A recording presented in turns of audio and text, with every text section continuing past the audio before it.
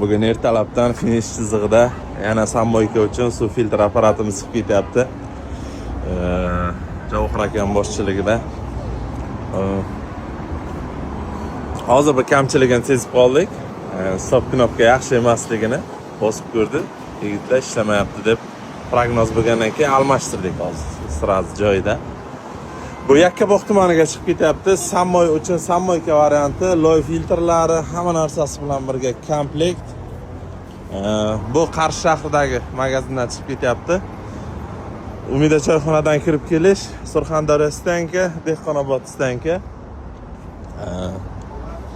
Bu sammoyka uchun, nafaqat sammoyka, suv biznesi uchun ishlab chiqarish, parnik hammasiga suv filtrlarimiz bizda mavjud.